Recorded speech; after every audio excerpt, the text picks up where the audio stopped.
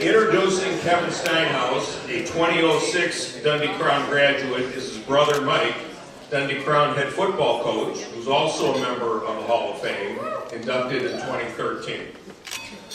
Thank you.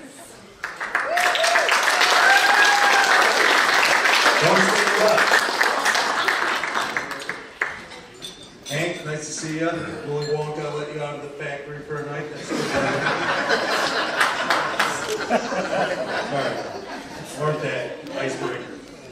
Okay. I wrote a bunch of notes down, kind of. I've been busy the last couple of weeks, and you know, when Kevin asked me to introduce him, and you know, it was really an honor. Couldn't ask for a better brother. Super proud of him, everything he's accomplished. Some of the traits that I'm going to talk about are some of the reasons why he's doing the things he's doing, and I'll get on that before I get all emotional. I got a player here too, that's going to be embarrassing. You got only 5 minutes, right? Yeah. Okay. That's good. Kevin was a 3-sport athlete at Dundee Crown. I don't know too many people know this, but he got all conference and all area his junior and senior year. He played 2 different positions at the time. He was a tight end his junior year, and his senior year he was a quarterback. Obviously in football he received full scholarship to Ball State University. It was a pretty big honor for me because he got to play at the same school I played in. We went to school with each other for 2 years. And that was pretty fun. Sometimes we got into a little bit too much trouble, but it was fun. Basketball, he was a 2-year varsity starter for basketball. He was a conference champion on the 2016. As for baseball, he was a 3-year starter. And I've told Coach Ben this every year. He would have been a 4-year starter if they brought him up, but I was the catcher at the time. So I don't think they wanted to bring him up. He was also on the starter on that Fox Valley Conference Championship team, the 05-06 team that Elliott was also a part of. And, you know, I talked to Coach Ben earlier this week, and, you know, that 07 team was great, but that team was something special, and Kevin was a big part of that. As for Ball State, when Kevin arrived there, I mean, I don't know if many people know how great of an athlete Kevin really was. I was done playing. And I was, you know, at school and stuff, and I got a call. It was in the winter. I was done playing, and I got a call from Coach Hoke at Ball State. He's like, "I need you to come in right now." I'm like, "Oh, I don't know what I did. I didn't do anything in the bars that weekend. I don't know what happened, so I don't know why I'm getting a call." So he calls me in. I go in. He sits me down. He's the offensive coordinator, and Coach Hoke, and I don't even know if Kevin knows this story. And he goes, "He's going to be better than you." I'm like, okay. I'm like, I hope, yeah. And you know, they just couldn't stop worrying about Kevin. He, you know, was a 6'2", 240 pound kid, and he ran up 4.540. People really don't know what that is. Pretty fast for a big boy like that. So they were excited about him playing. He worked his, you know, butt off. They had really good players at the tight end position, which he was playing at, and he was in a rotation there. You know, I was part of that rotation earlier, and he came in as a true freshman playing in that group. And unfortunately, his very first game, he tore his patella tendon right in his knee. Can you turn this on? Yeah, we can turn it on. Shut up. We can all hear him, but we really don't. Got me? Yeah. So he tore his patella tendon the very first game. I think he played 3 plays on offense. They scored a touchdown, and it was a PAT. Boom, he's gone, done. And, you know, it's kind of an unfortunate injury, but it was something that, you know, maybe he was willing to fight through, and he found another path, obviously. So, you know, Kevin stayed on the team. He won 2 conference championships with that team, and that's another thing, he's just a winner. I mean, every team he's been on has won. And unfortunately, when I was on the Ball State team, we were building up to that. He comes in and gets 2 freaking rings right away. You know? But Kevin was persevered through a lot of adversity, and you see a lot of kids that go through an injury like that, kind of shut down. He found another path. He did great in school. He was a academic. He was on the academic team every year. He was at Ball State. I was on it once, I think, maybe. All right. And he took part in the weight training at Ball State. The coaches begged him to stay on staff with him when Coach Hoke went to San Diego State in Michigan. They tried to get Kevin to come on, and he just chose a different path. He went on to do business. Wasn't really his thing. I'm glad he chose another path. He's getting back into the chiropractic field now, and just you see how hard of a worker he is, and you see the traits that he's learned throughout the years that he takes into his profession, and you can just see he's going to be successful. Still in great shape. If you haven't seen, not like me. Had a couple Lou Malnati slices before I got up here. But he now trains in CrossFit. He does those competitions. And it's just another avenue he chose. I asked a couple of his coaches about a couple of things that they would describe Kevin about, for words to use to describe Kevin. Find it first. Number one, like I said, did I break this again? Hard worker. I can't tell you how many times when we play basketball or baseball or football, and I'd get done, we'd be playing, competing, and we'd probably usually fight or something about something at the end, but he would stay out and work on it. I mean, I remember him in third grade shooting 50 shots after we were already done playing. Not like I'm playing Nintendo, all right? And he was still working. Competitive. We fought a lot. Obviously, we had three brothers. Josh and I used to play a game called Over the Top with him. And if you guys don't know, we had a nice little finished basement. We had a wall right here, stairs to one side, and we'd grab the couch cushions.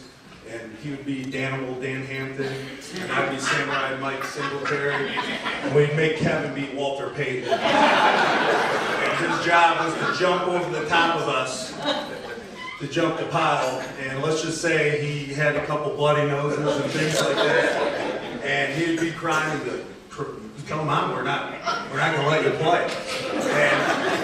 And he wasn't going to, he just wanted to compete, and he just wanted to work, and it's something a little like that, but I think that's something that he's kept with him. Coach Ben told me this, he's just respected. He got a full scholarship his junior year in football, and a lot of guys, when they're playing their winter sport or spring sport, they just kind of, it's the back burner. He's already got something.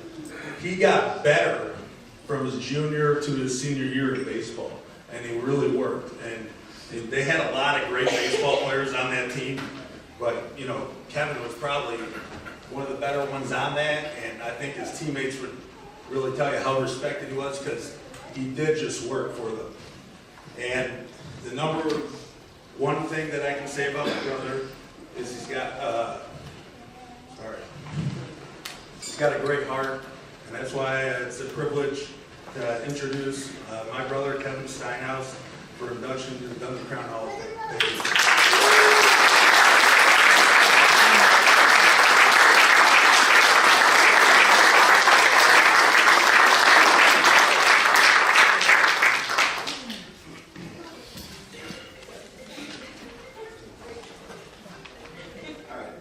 I'll try not to break this thing like he did. Alright, well first, thank you Mikey. I knew that it was the right choice to pick him just because I knew how much he meant to what I've done in not only my athletic career, but just how I am as like a grown man, right? He's not only him, but my brother Josh, my dad, my mom have kind of made me what I am today. But first, just want to congratulate the other inductees today. I know how much hard work I put in, so I just know kind of how you guys, what it takes to just be a great overall high school athlete. Also, just want to thank the Hall of Fame committee. Thank you for first just nominating me to be considered to get inducted today, and then also inviting me to get inducted into this Hall of Fame. Definitely a great honor, and kind of just a great dream that I did when I grew up as a Charger, because I was not just a Charger or a Dundee Crown Charger for 4 years, just ever since I was born. My brother Josh grew up, then Mikey, and then me. Kind of had like a little bit of a Steinhouse legacy, I would always like to say, as a Charger. Also, just want to thank all my family right here in Table 2, and all the other coaches and friends and family that have come out here today. Specifically, some of my coaches, Coach Ben, definitely huge influence on me. Him and Coach Hank.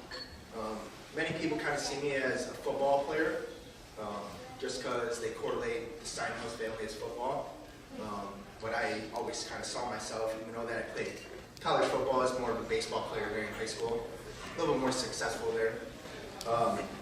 Also, Coach Huber, I know he's not here today, but he was a huge influence, just being in basketball camp since I was in the first grade. He was always there, teaching me. Coach Alters and Coach Skillman, some of the coaches in football that were with me from freshman all the way to senior year. I could never get away from them.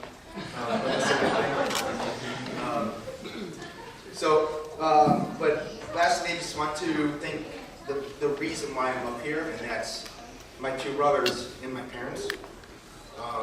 I see this more as like as a celebration to them as it is to me, right? Just because like the sacrifice that my parents did to make sure that I had baseball cleats, had a baseball bat, had a football helmet, all those things, and making sure that I was always able to do what I could to be most successful. Just to see what they did for me was just, sorry, trying to get not too emotional, but promise that I won't cry. Just to kind of see what they did for me, I just know that I can do that with, in the future, I know how I want to be as a parent. And I'm not going to go as long as my brothers because I know that I might tear up just a little bit more. Just kind of want to close on this, but just looking back, my athletic career was short, but it was just so awesome and just so sweet. And there was a lot of people that I met and that influenced my life as a Charger and as a human being as I am now. But the thing that meant the most to me were just the friendships that I built and the character that I built that's going to influence me throughout the rest of my life. So to all the Dundee Crown community, I just want to thank you, and you guys have made just a great influence in my life, and to our family, just thank you overall.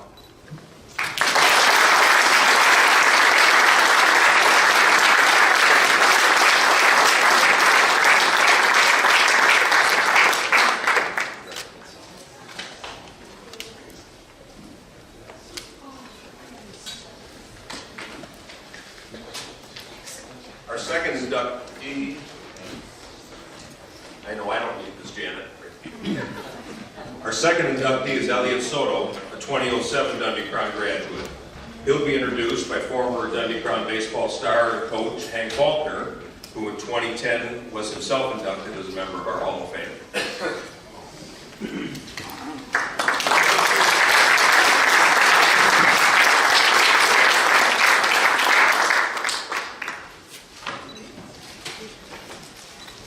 I too will try to get away without using the mic. Can you hear me back there? Yes. Good enough. Okay, it was about mid-September. I believe I was on the golf course, and the phone rings, and I look down, and it says Elliot Soto. My first thought was, yes, he got called up. That's why he's calling me. He's called up finally. And turned out to be bad news. That wasn't what it was. And then it turned out to be good news because he said, Coach, I'm in the Hall of Fame. I was thinking about it. I wanted to ask if you'd be my presenter. And I said, absolutely. So it turned out to be great news. And that's how I found out that Elliot was in the Hall of Fame, basically. And I'm glad that he made that phone call because he could have called so many people. Not sure why he called me, to be honest. Maybe everybody else turned him down, but here we are. When I knew that Elliot and Kevin were inducted into the Hall of Fame, as some of you know that were here when I was inducted, I vowed to have the shortest speech ever, and I think I still do. But I'm thinking, okay, Kevin and Elliot don't say anything, and they never did. How are they going to have a speech? And, Kevin, you did all right. I'm curious to see how Elliot's going to do.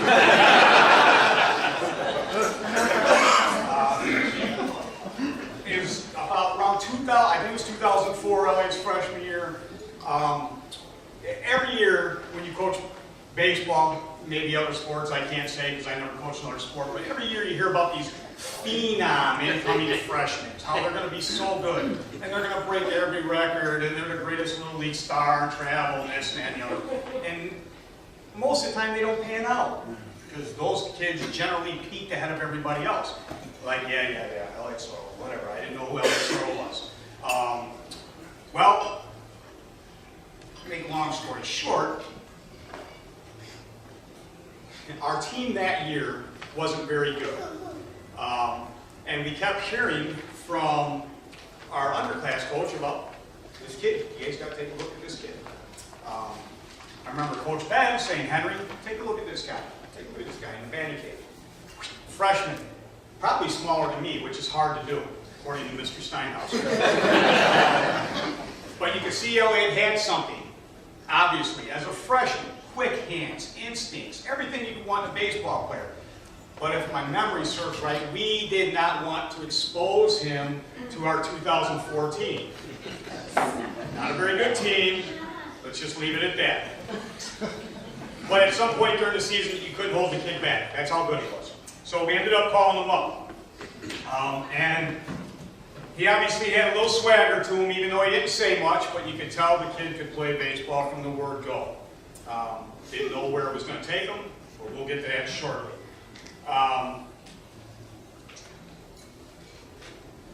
One of the very first interactions I had with Elliot as a coach, and I don't know if he remembers this, but he might as I tell this.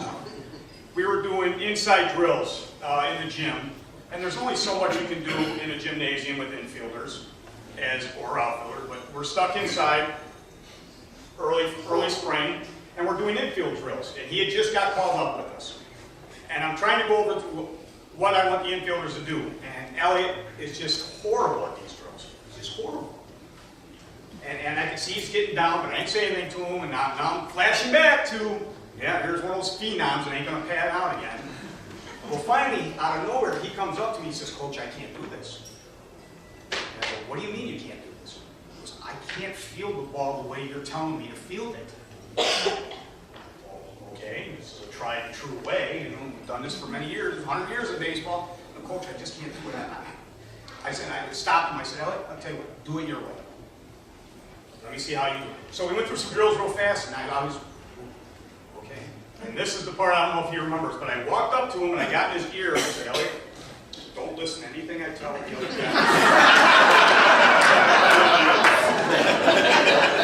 Do it your way.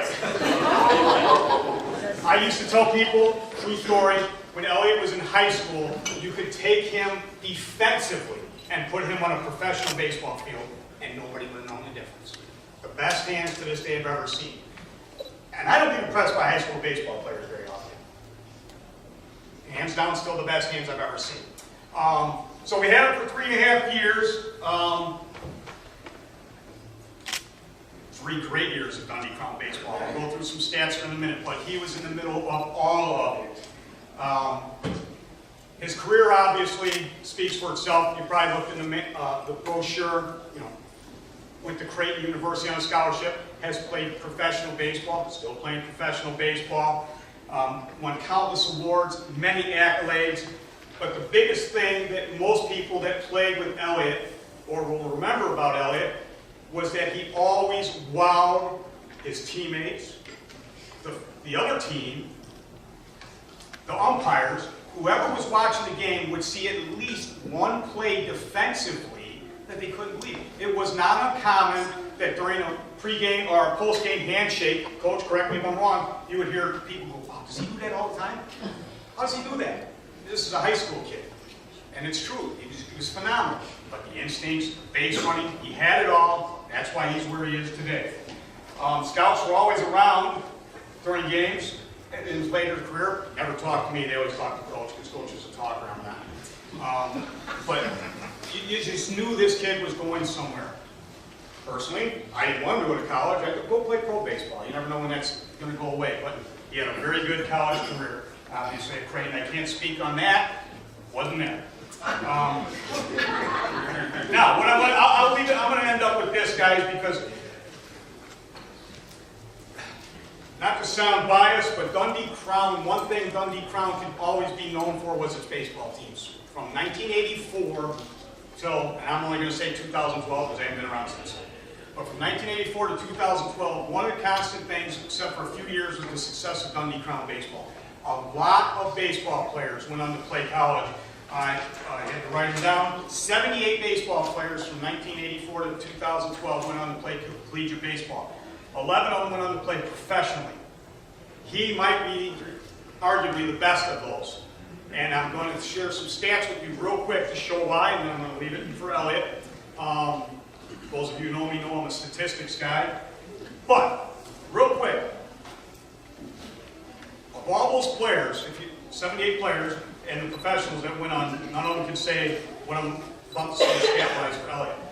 In his career, he was top 10 in at-bats, hits, doubles, triples, batting average, home runs. Hold on, I got to turn the page. Runs batted in, stolen bases, bases on balls, sacrifices, got to turn the page. Slugging percentage, on-base percentage, least strikeouts per at-bat. The last 3 years of his varsity career, the teams were 22-12, 26-8, 26-8. He's the all-time leader in many of those categories, just not in the top 10. One of Elliot's biggest moments in high school, and one of the things I'll never forget, Kevin will probably never forget it. Kevin might forget, he wasn't there, sorry Kevin. 2007, standing at the Cal playing a bunch of what I called at the time, sorry to say this, shouldn't talk about young kids, but punk kids wearing mohawks from Rock Falls High School, thinking they were going to walk over us midgets, because that's what they called us, because we were all like jockeys. All of our starters were like 5'8" and under. We're playing Rock Falls Super Sectional Championship. We need a big hit. What does Elliot Soto do? He comes up, bang, over to the right or left center field scoreboard for a big bomb, sends us to state. So with that being said, I thank Elliot for letting me present him. There's no way I can cover everything he did. He made players around him better. He made coaching me better because we didn't have to do much except write his name in the lineup and let him go. And just say, don't do what we tell others to do. You do it. Elliot, congratulations, brother. Come on.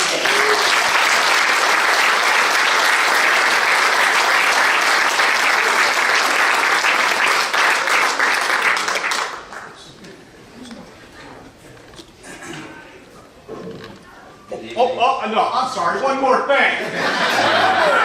No, this is the most important, you guys will understand. He's stoned. He is stoned. Out of everything this young man accomplished in life, nothing is more important than that 10-week-old daughter, Quinn. Right there.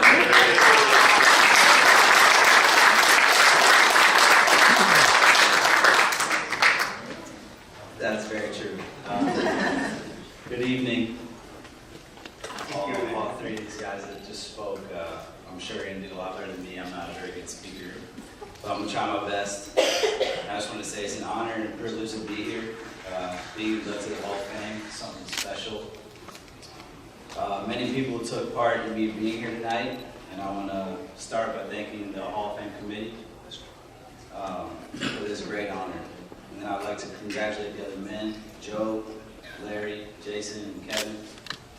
It's a great honor. And then big thanks to Coach Ben, Coach Hank. Huge parts of my time there at Dundee Crown and molded me for my career in life afterwards. So Coach Ben, I want to start by saying sorry for the headaches and the stress I caused. It's probably the reason that you went to Cary Grove the year after I left. Well, sorry for the Dundee Crown people also. Coach Ben, he was very good at helping you see the right move. He's a very calm, cool, and collected guy. Most of you know when you talk to him, you just always feel like he's got it figured out. And just when you talk to him and you have a question about which way to go, he just seemed to pick the right way every time, no matter what. And as far as that, he, being cool, calm, collected, when you disappointed him, he wouldn't even have to say anything. He would just give you this stern look. And for those of you that know him, you know what look I'm talking about. I'm not going to try to do it.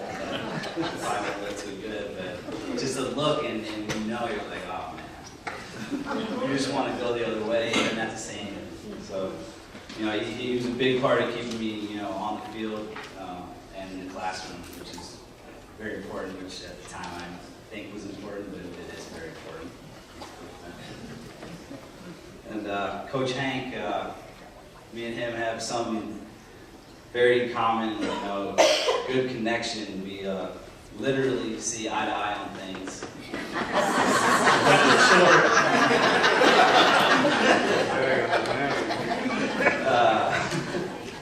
We're short, and we have that aggression and that stubbornness that that short people have. I'm not gonna let these tall, big guys get the best of me. And we always connected on that part, and it could be a bad thing sometimes, but I would say for the most part we use it for good. And he was very influential in my baseball career. Dundee Crown, he played, he's a very good player. And he always had these little things these little, I don't want to call them shortcuts, little tricks that not the average person would know. And I didn't know. I was a very raw player, I would say, at Dundee Crown, and he helped me, define myself as a player. Now I want to thank all my family here today. Your love and support has helped guide me through baseball and life. Family is the most important thing that there is, and I appreciate it more than I could put into words. Now it's time to thank the real Hall of Famers, my dad, my mom, and my fiance Katie. So Dad, thank you for being there for me. He's not a big sports guy, but he's a big respect guy. And he always taught me to respect others first, and then they'll respect you. And as important as that is off the field, it's just important on the field. I would say, the number one thing in baseball is respect the game. I'm sure every other sport, football too, respect the game. If you don't respect the game, it's not going to respect you. So I just want to thank my dad. Thanks for teaching me respect. And then my mom, thank you for going out in the backyard with heels and a dress on, taking me all over the country to tournaments. When I was a kid, you probably have more passion for the game than I do. You probably got more angry than I did when I didn't do so well. Probably fought a few other dads in the stands throughout the years. She's smarter than me, and she probably beat me up. But my love for baseball comes from her. She can tell you a story. This is in my notes, but I guess right before she gave birth to me, she was in the stands at Wrigley Field, super pregnant, on the bleachers yelling at Goose Gossage. Calling her bum. I don't know if she got kicked out or not. She tells me that story. But so the way I play the game is a lot of passion, and a lot of fight. Sometimes I might get under people's skin, but it's because of that lady over there. She's a good one, she is. But if you guys know her, she's a bright light. She lifts everybody up. She's at a game, she's always, dancing, having fun. She's never sitting down doing anything. My dad's the opposite. He's down the line smoking a cigar. My mom is there, in the heat of things, won't sit down. She's just a little firecracker. Then last, I want to thank Katie. She gave me the greatest gift that life could give. It's our beautiful baby girl, Quinn. She's the best mom. She's so supportive and loving. One of the hardest things I had to do was during this baseball season, she gave birth to our daughter, and they only gave us a couple days, so I got a couple days with them, and then I had to go back, and it was the longest 3 weeks of my life, and it was just unbelievable that she was able to do that by herself. She had support from the grandparents, Jerry and Michelle over there, and then of course my parents, but it was pretty much by herself, and it was unbelievable. I wouldn't have been able to do it. I mean, sometimes that baby. She's a good baby overall, but no, Katie is unbelievable, and I can't say as much. As a strong, independent woman, take care of that baby. I'm lost for words right now. But anyways, thanks again to everybody. It's a very special moment in my life. I'm happy to share it with everybody. HOF 18.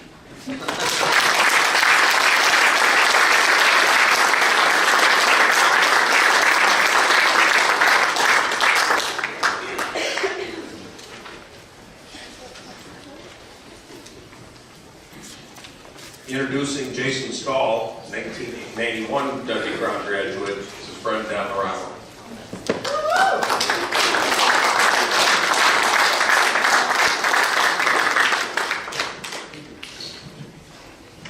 Hello. A couple months ago, I got a call from the great state of Alaska. Jason requested my introducing him to the Hall of Fame, and I was totally blown away. It's a great honor to be introducing Jason, because I'm just a friend of the family, and it's just I was humbled. Thank you. I first got to know Jason through my son Don. They played freshman football together. He lived near us, and they just started to hang out together. He always would come over and eat us out of house and home. He loved homemade pizza and lasagna. That's what we always made him. He literally became part of the family. He lived close, and him and Don were great friends. I used to take him everywhere, and it was just a great feeling to have Jason around. There was a bunch of boys with us, and I'll give you some names. It was my son, Matt Lynch, who was inducted last year, who was also a good member of our family, and Ed Novak, who was here tonight. They all hung out at our house, and we just had a good time. Of the four, though, Jason was I saw him as the quiet, even-keeled, kind of the one that kept everybody in line guy. That might not be true, but it's what we saw. I called him the gentle giant. He was always very polite and very respectful to my wife and I. I'll give you some of his stats. Well, first of all, during the 4 years at Crown, I was very fortunate. Mr. Alters, a long time ago, took me out of the stand and said, "Don, you run the chains." Well, I ended up running them for 6 years for Dundee Crown on the chain gang, which was a lot of fun. So I got to see Jason and the rest of the guys from 87 to 91 firsthand on the football field. A great view, and Jason was an outstanding tight end, great blocker, defensive end. Again, you can see it from the field view, and he was very good. When he was not in the football field, Don and I used to go, my son and I used to go watch him play basketball. He was an outstanding defender, great rebounder, as well as a leader on the court.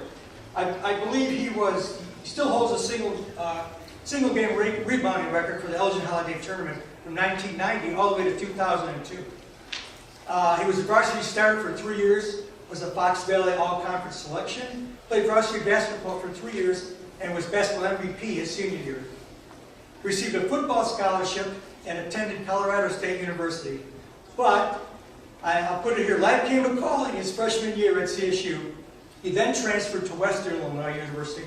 Upon earning his degree from Western, he went on to Middle Tennessee State to earn his degree in psychology. People familiar with Jason notice he wasn't one to follow the crowd. He always looked beyond the crowd. With his master's degree in hand, he moved to North Alaska, which is, I think it's amazing. It's Alaska. And now he's an accomplished psychologist in Alaska. You'd have to be there because it's so dark all the time. But he's not spending time with his family. He's coaching girls basketball, and I believe he's the 4A reigning state champion girls basketball team. He's an influence to all individuals around him, and I want to leave you with a quote that I believe really fits Jason. Success isn't just about what you accomplish in life, it's about what you inspire others to do. Today, Jason becomes a role model for our student athletes, and I couldn't be prouder to introduce you to Jason Stahl.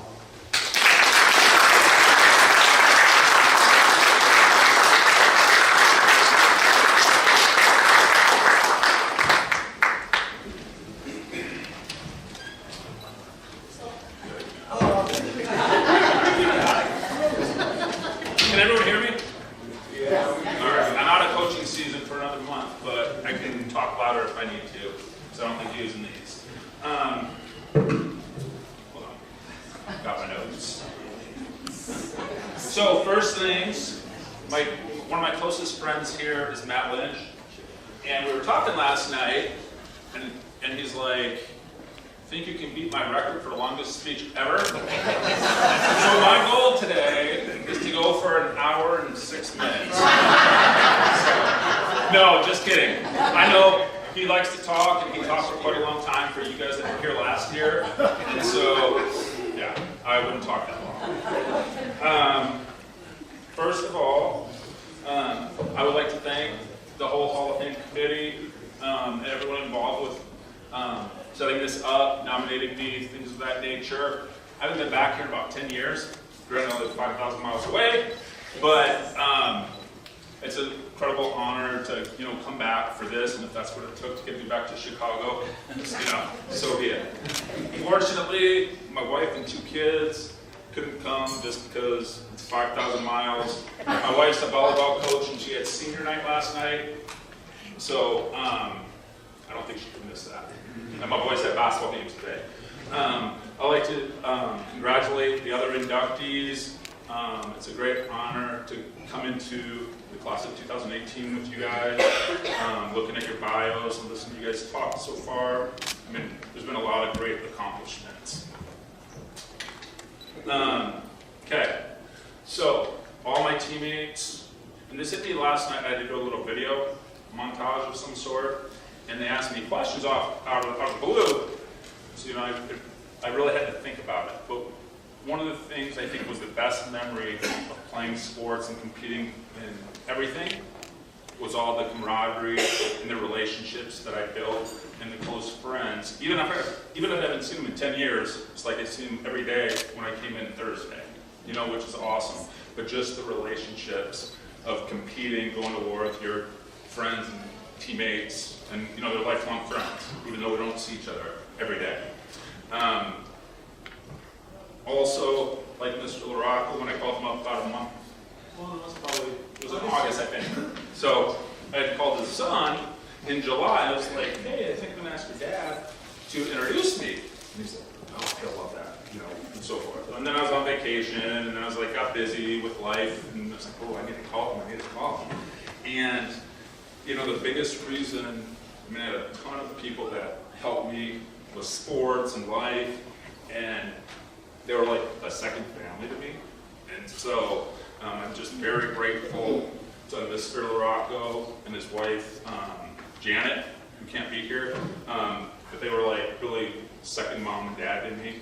I mean, I pretty much lived at their house for the most part. I mean, I lived right around the corner from them, but I was there all the time with Don and Matt and Eddie. And I can't be any more thankful and appreciative of, pretty much everything they did for me. Okay. Also, then my coaches. So, I mean, I had so many different coaches that had such an influence. I'm not even trying to list them all because there's too many. But, just I think like what the previous folks said, just the influence of developing work ethic and character and those things. I think all those coaches, because they wouldn't have helped me get to where I was without them. They were a huge impact. And then, besides the coaches and the LaRoccos, I think you guys were talking about it, is with your brothers. My one brother's here, but when I was 5 years old, he was like 10, what does every little brother want to do? You want to follow your brother around. So if he was playing football, he was playing basketball, didn't matter. Here I was chasing behind him, he'd punch me and do all that good stuff. And of course, then as we got older, I'd punch him back and he's like, that hurt, stop. But just like I see it with my own two boys now, who are 6 and 9, my youngest son wants to do everything his brother does. And that helped me just develop that competitiveness, that toughness, just to keep on going. So, thank you, Lance. Okay. And finally, my mom. Okay. So I coach high school basketball. Never thought I'd coach girls basketball in my life. My wife convinced me to do it. And a lot of the things I learned growing up, I applied to my current team. And I deal with so much stuff that's unbelievable. But, I know the one thing, like growing up, playing basketball, football, whatever, being recruited to a bunch of different schools, saying I could go, wherever I wanted. And the one thing my mom, she could care less about that. It was not about like a scholarship, it wasn't about any of that. It was about being a good kid, being respectful, working hard, and doing well in school, And it really hit me when I was thinking about it because I sit there, even my 4th grader, he plays comp basketball right now. You hear parents going crazy in the stands. I'm like, your kid is not LeBron James. He's going to be 5'2". It's not going to happen. But you hear it. And it just made me really appreciate my mom. And she couldn't be here. She can't really travel anymore. But she could care less about all that. She's just like, play hard, listen to your coaches, and get after it. And if I would have ever come home and said, I ain't playing, coach don't like me, I'm better than that person, she would have took that big wooden spoon, smacked me. And I can't appreciate that enough, especially now that with my own boys, and then coaching high school basketball, all that I've done for 18 years. But that fact that it's like, you listen to your coach, he knows better, I'm not going to go, defend you or anything. You earn what you get. And I can't be more thankful to my mom for doing that. So, it was very good life lessons that, I apply to this day with my boys.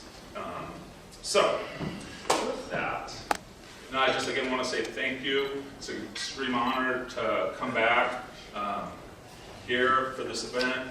And actually, I'm going to be back in July with my whole family, so it's like twice in a year. It's crazy. But I am, on the last note, I am excited to go back home on Monday because it's warmer at my house than it was here. It's crazy. But yeah, it's like 55 at my house, and last night when I was at the football game, I was like, I was going to wear shorts and a hooded sweatshirt.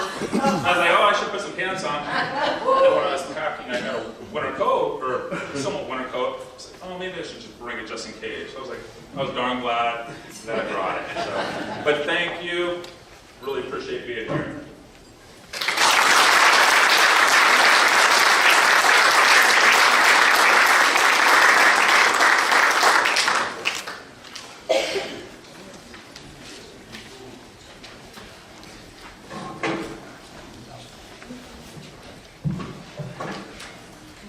These yours, Jason?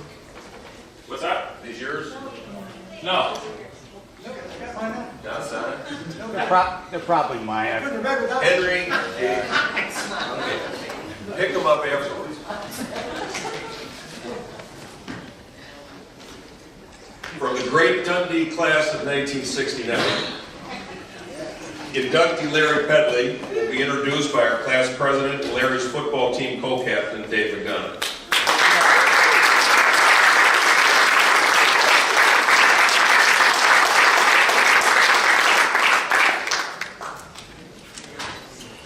Hello, everyone. I am so glad that I can be here tonight amongst a great group of friends, athletes, coaches, and families, and having the honor of introducing a teammate of mine and co-captain, Larry Pedley, into the Dundee Crown Hall of Fame. First, I'd like to thank all the board of directors. meeting. It's different. I'd like to thank the Board of Directors for all the hard work they do to make the Dundee Crown Athletic Hall of Fame a reality, for the great banquet they put on each year to honor the outstanding athletes from Dundee, Crown, and Dundee Crown High Schools. I would also like to say congratulations to the 2018 class of inductees. They've accomplished a heck of a lot. You know, it doesn't seem possible that it has been 50 years since Larry and I were putting on the pads over at Dundee High School, taking a bus across the river and up the hill to play football at Spain Field. That's where Firestone Auto Care and Southern Bell's Restaurant is. And Crown also played their games at Spain Field. Different days usually, but by the end of the season there was very little grass left on this field, but a lot of dirt and mud. Back then, Dundee played in the North Suburban Conference, consisting of Barrington, Liberty Bell, North Chicago, Zion, Benton, McHenry, Woodstock, and Crystal Lake. With the way traffic is now, we probably would have needed to leave at noon to arrive in time for Friday at North Chicago or Zion, Benton. I think we were the smallest school in the conference, especially since Crown had begun operation about 3 years earlier and basically split the Dundee High School enrollment in two. Also, there were no football playoffs in the good old days, so you played your conference teams, maybe one out of conference opponent, and that was it. But we did get to play in a bowl game, the Toilet Bowl. This was the last game of the year, played in mid-November in the mud, rain, snow, I think, one year, and featured Dundee versus Crown in a highly spirited contest that saw the proceeds from the ticket sales go towards building a permanent bathrooms at the field. We've come a long way. Not quite the Rose Bowl, but pretty close. So much for the history lesson. In 1968, Larry guided our football team to a 7-2 record in a co-conference championship. Not bad, considering that when we were sophomores, we were 1-8.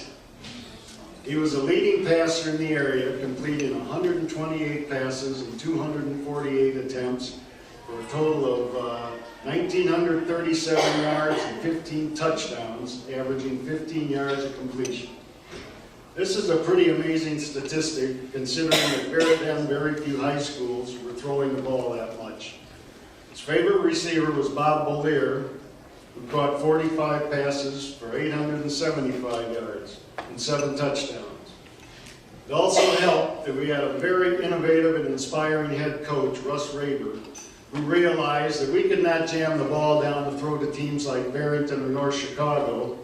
Especially one of our starting guards, Charlie Moore, was 5'4" and weighed 143 pounds. He was tough as nails.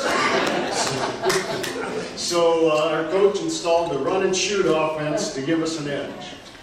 We were ahead of our time in terms of offensive philosophy, and Larry did one hell of a job slinging the ball all over the field as well as running the option.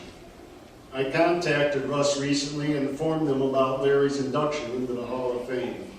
He would have liked to have been here, but he is over in Italy on vacation. And he said to tell Larry congratulations, he certainly deserves it. He mentioned that Larry was cool as a cucumber and always able to make all the throws.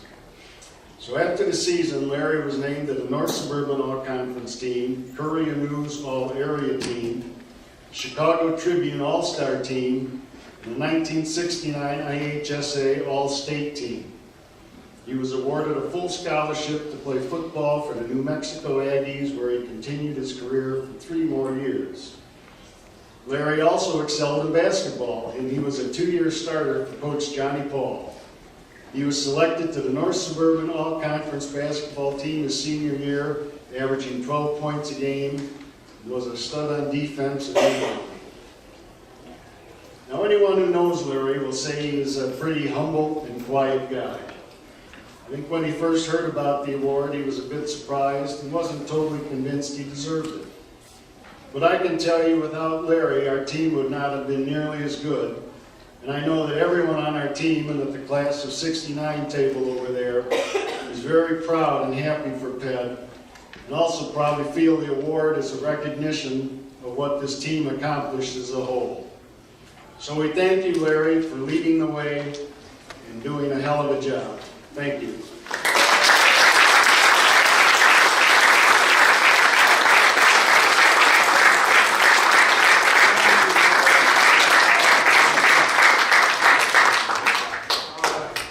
Here I am, I'm up. How I got here, I don't know. Thank you, Dave, for those nice comments, and I gotta tell you, he wants $500 by 10 o'clock. Bob Bullier right next to him promised to pay him, so I'm off to him. Never happened to them. All right. Got a couple comments. Just want to say thank you to Dundee Crown Hall of Fame for this nice award and for including me in here with all the rest of these outstanding Hall of Fame. And there is a long tradition of very good athletics in this school district. And I was fortunate to be a part of it during those golden years of the 60s, and to be here tonight and to contribute something to this good thing we have going here. And also, there are no one-man armies in the world out there. I certainly was not a one-man army. And so there are many other people involved in this scenario. So I want to thank all the coaches and say thank you to all the rest of the teammates on those football and basketball teams that I was associated with from 1965 to 1969. And you all know who you are and where you are at this point here in time. And to sum it all up, we were all out there on that journey back in the golden years, and going down the road and grinding it out day by day on those football practice fields and basketball courts, right out there where those big tractor tires meet the road every day. And at game time, gave it the best effort to win those games, and I believe we did. Gave the best effort. And now, fast forward, here and now, lo and behold, what do you know? a 1969 dinosaur.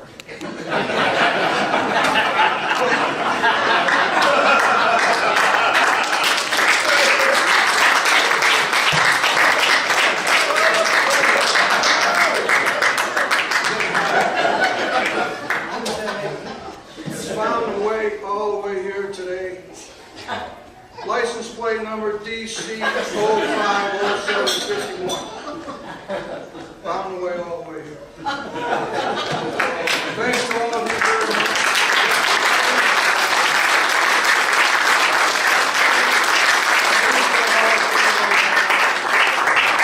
Have a good day, everybody.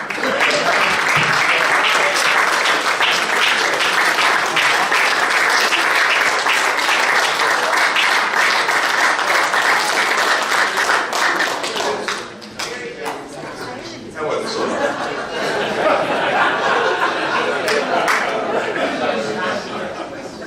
Our final inductee this evening is 1965 Dundee Community High grad Joe Campanelli. He'll be introduced by his teammate and classmate, one of our sponsors and best supporters since the inception of our Hall of Fame, Greg True.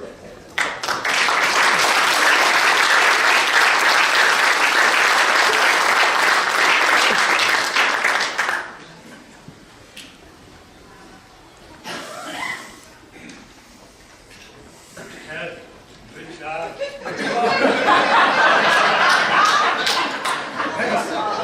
Thanks. One of my favorite old neighbors.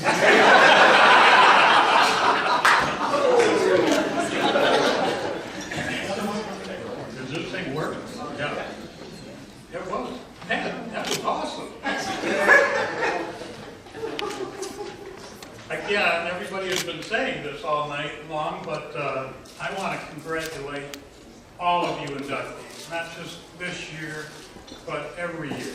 I mean, this is absolutely awesome. I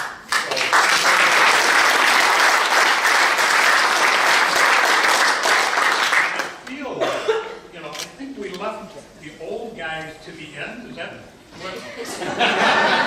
Didn't want you to fall asleep ahead of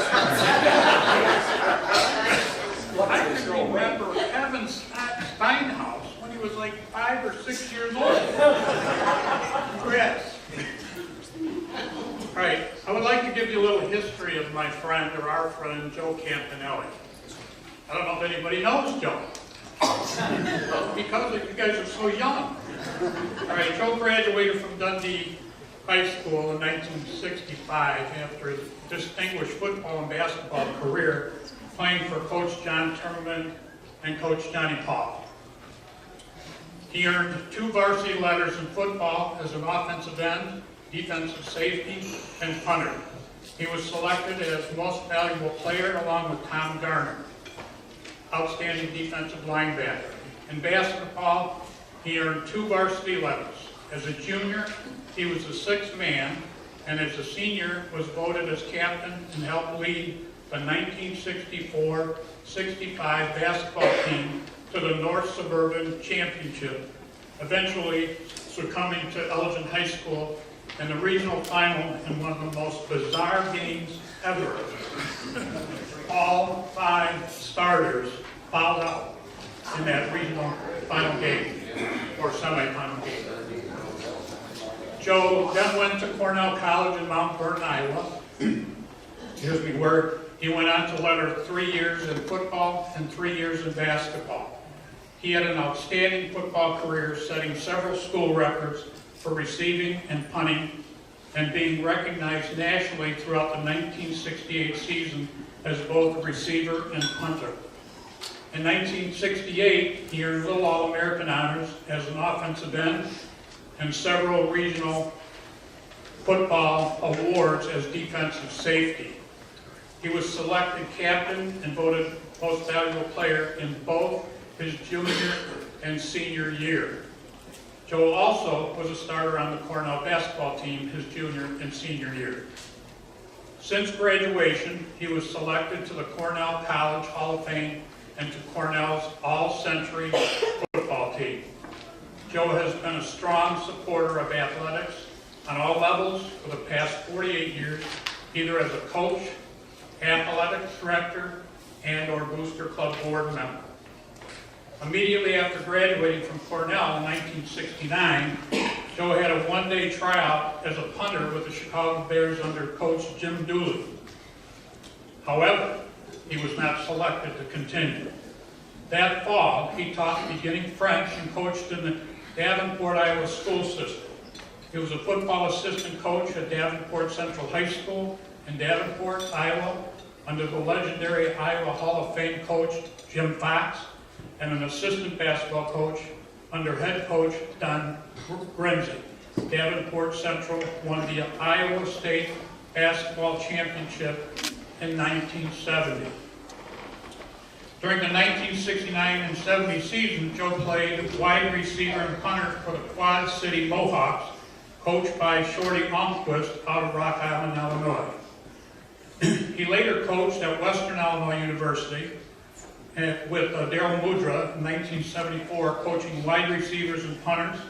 From 1975 to 77, he coached receivers, punters, and defensive backs at Cornell with Jerry Clark. Then, in 1978, he became the head football coach, women's basketball coach, and men's track coach at Knox College in Galesburg. In the summers from 1992 to 1985, he was the camp field director for the Pat Dye kicking camp at Auburn University. Then in 1985, Joe became the director of athletics of the Galesburg School District and oversaw 10 boys and 10 girls high school sports along with the entire junior high programs. His final professional coaching assignment was coaching the Cornell College women's varsity basketball team in 1988. Since that time, Joe has coached youth sports in the Iowa City area, making sure his own and other children receive positive athletic experiences. It is my honor to introduce to you my good friend and our teammate, Joe Campanelli.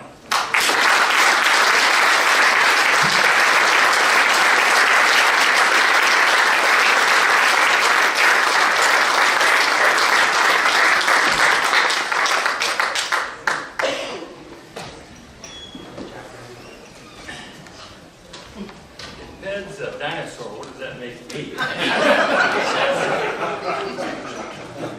So, because I'm Italian and I cannot handle the mic and my notes, I'm not going to use them. So, I hope you can hear me. Greg, thanks for such a wonderful and generous introduction. It's a pleasure to see so many people, familiar faces, classmates, teammates, family, and it's just a great thing to see, the interaction between all of you, as well as a chance for me to see you back. I mean, people came from a long way, and I appreciate that. Thank you.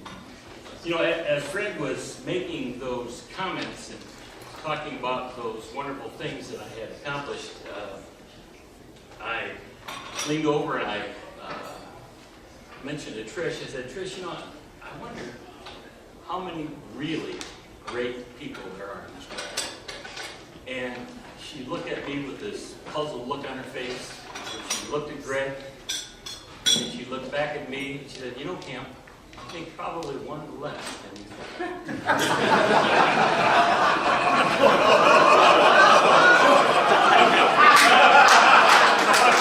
So, yeah, wives have a great way of keeping things in perspective. Well, as I was cruising through the Hall of Fame, the booklet, and on that beautiful website that they've established, I was pleased to see so many people that I actually knew and that have touched my life over the years. People like, Ron Schumacher, Steve Gronemeyer, Jim Runza, Gary Peters, and even Coach Eugene DeLacy. He actually gave me some great advice when I was a 7th grader. Lakewood was a brand new junior high. He was the athletic director at the time. And he would come over and watch some games. And so after one particular game, he called me over after I had scored 15 points, and I thought he was going to congratulate me for scoring 15 points. I mean, those were a lot of points for a 7th grader. And he says, congratulations, Joey, a nice game, but it's not such a bad idea to pass it off to one of your old teammates every once in a while. an important lesson about unselfishness that I have taken to heart over the years. I appreciated that very much. And last year's inductee Gary Peters actually taught me how to punt. Prior to our senior year at Dundee, he came back from college, and you know, it's how to do things is so critical, and he just taught me the right technique. And I had a pretty fair punting career both in high school and college, and still hold the record at Cornell of the longest punt to this day, 84 yards. So I appreciate what Gary has done for me.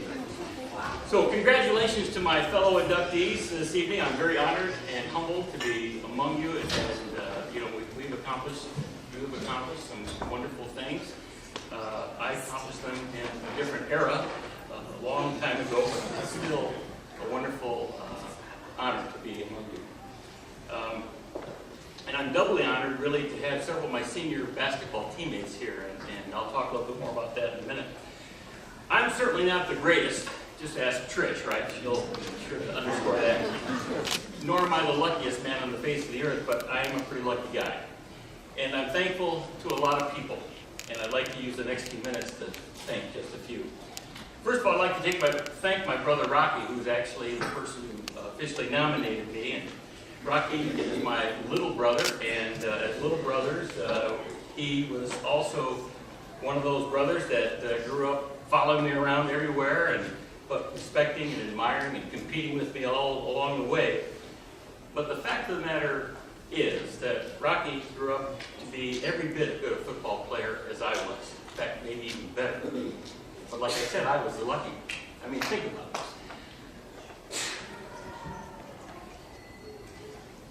What are the chances of a kid from a small college in Iowa of less than 1,000 students to be selected Little All-American alongside the likes of Fred Dreyer of San Diego State University, Carl Garrett of New Mexico, and players from other universities 10 to 20 times larger than this little college in Mount Vernon, Iowa?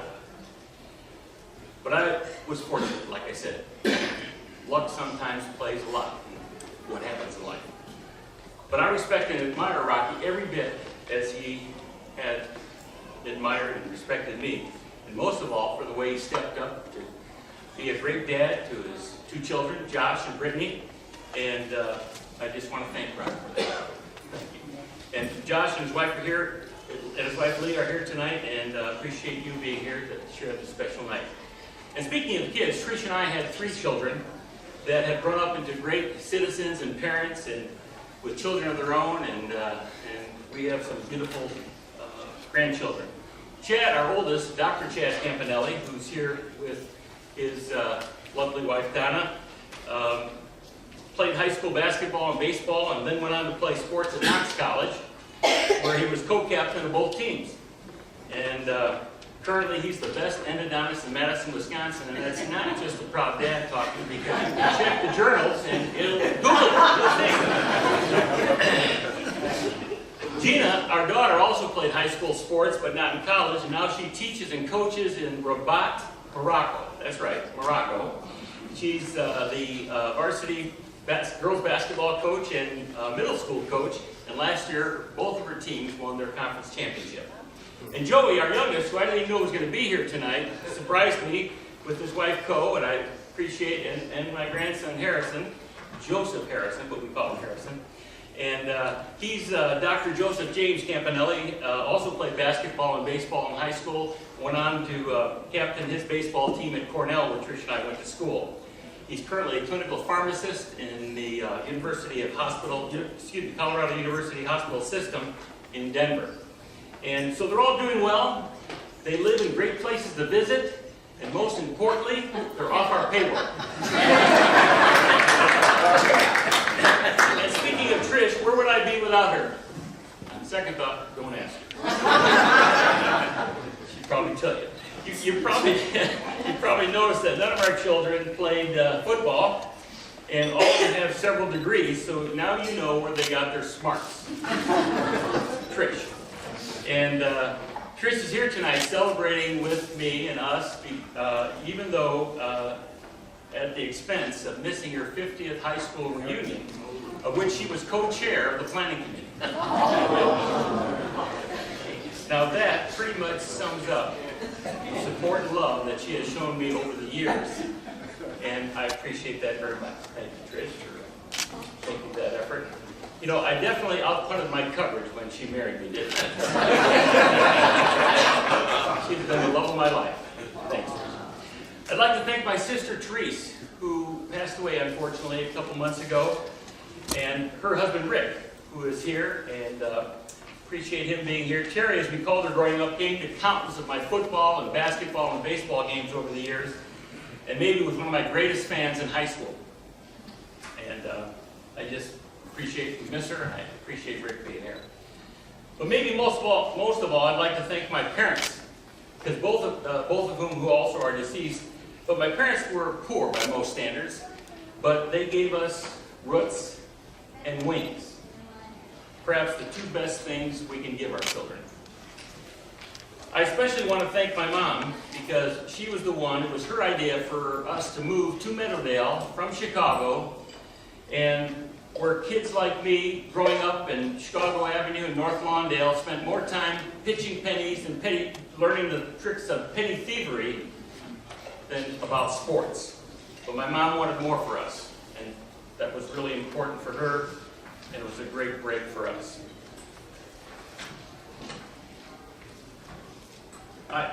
The roots that I talk about, I love my Italian heritage, and I also love the fact that I grew up here at Carpentersville in Dundee. It was a great place to be from, and I just enjoyed that part of my life, the roots.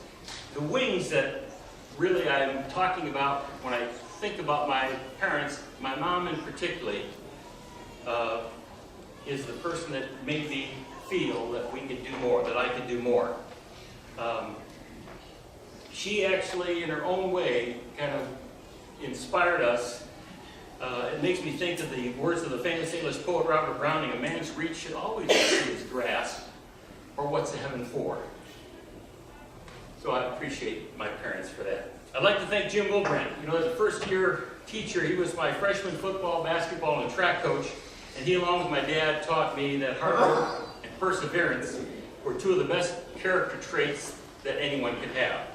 I have fond memories of my freshman football team that went undefeated, and as far as I know, it's the only undefeated Lakewood team ever. Coach Wilbrand also taught me that you can be a gentle and nice man and still be a football coach. Sometimes they don't always happen. In high school as a junior, I started out as a quarterback, but it soon became evident that instead of competing with Greg True, an outstanding passer, a great athlete, it made more sense to team up. And team up we did. In my senior year, during those 3 yards in a cloud of dust days of high school football, this was again pre-Larry Pedley, Bob Bolaire, I remember Greg throwing me a lot of passes. And Greg was a great leader, an excellent all-conference quarterback, and appreciate everything that he did as a senior, our senior year. But he wasn't the only Dundee quarterback throwing passes to me. At Cornell, Skip Eichelberry, who's here with his wife Judy tonight, holds several passing records at Cornell. And Dick Salacy, who's also here and a member of our basketball team, who had the uncanny ability to be able to throw with either hand. I mean, think about this. You roll out right, he throws right, he rolls out left, he throws left. Dick was a talented quarterback. And during those high school and college years, I ran a lot of routes, pass routes. I caught a lot of passes from those guys. And those three guys made me a great receiver. And I want to thank all three of you for all that you did. Thank you very much. But our senior year high school basketball team was the fondest of my high school memories with Coach, and it begins with Coach John Paul. After a rather disappointing season, our junior year, he did a superb job of molding a bunch of us that had not had much success as sophomores or juniors into what may be the best Dundee high school basketball team since Coach DeLacy's 1946 team. In fact, the entire 1965 conference championship team may be worthy of some greater recognition and something for the Hall of Fame committee to think about. After our junior year, all of us worked very hard in the off-season to pick up games at the outdoor basketball courts at Hager's Pool. Do they still have those basketball courts there? The demand, Hager's Pool? Is it? Hager's Pool's gone. Pool's gone, oh, okay. The demanding conditioning practices that Coach Paul used to run, I still remember those suicides. Most of you know what I mean by that. The emphasis on fundamentals, but despite the hard work by all of us, the fact remained that Steve Lindsay and I were the only returning lettermen that year. So there wasn't a lot of expectation going into our senior year. But a wonderful story was about to unfold for the community. And so, to paraphrase Paul Harvey, here's the rest of the story. Steve Lindsay became one of the best corner shooters in the North Suburban Conference. He had the ability to hit nothing but net from the deep corners in the most pressure-packed situations. Definitely three-pointers by today's standards. He scored 20 points in the second half alone against McHenry when we clinched the conference championship. And Steve Rowe, even though there was an unselfish thread through all of our team, Steve Rowe may be the most unselfish basketball player I've ever played with. I remember one time during a close game, John Paul called a timeout, and I swear the sole reason for the timeout was to chew Steve Rowe out because he wasn't taking the open shot. They were sagging on Gorse, and here's Steve still trying to be contributing, passing it inside. So, what an amazing person, amazing shooter, outstanding defender. These two guys made it almost impossible for them to sag off on Tom, our center. And come to think of it, Coach Paul never told me to shoot more.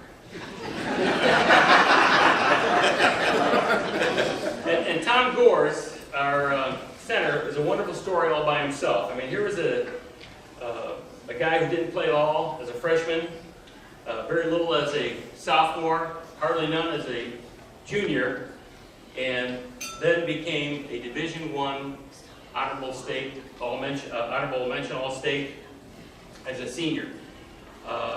What a wonderful story he is, and I wish he were here. He does too. Talking to him a couple weeks ago.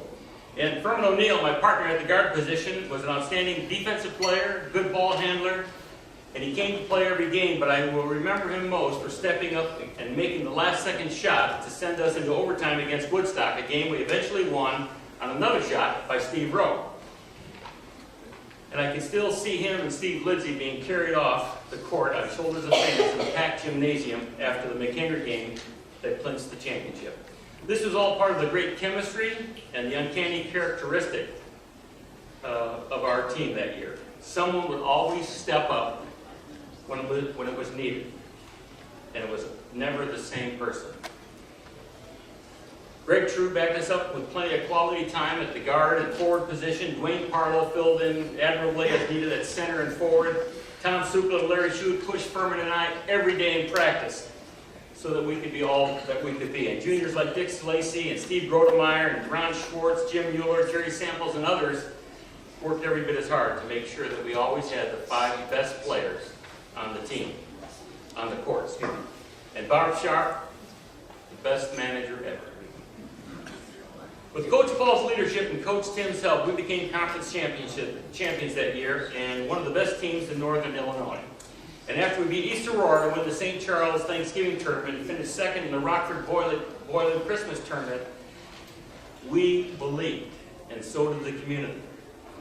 And the gym was packed for home games, and the school spirit was deafening for the rest of the season. And except for the most bizarre season ending that has already been mentioned, it was a magical season. I'd like all of you guys to stand up right now. Every one of you guys on that team, stand up. Greg, Slacey, stand up.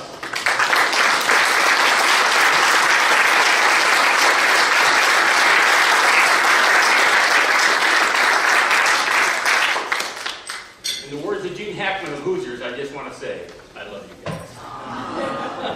At Cornell, I had 3 excellent coaches for whom I learned a lot and to whom I owe a great debt of gratitude. Jerry Clark, Paul Maskey, Steve Miller. They all inspired me and motivated me to be all I can be.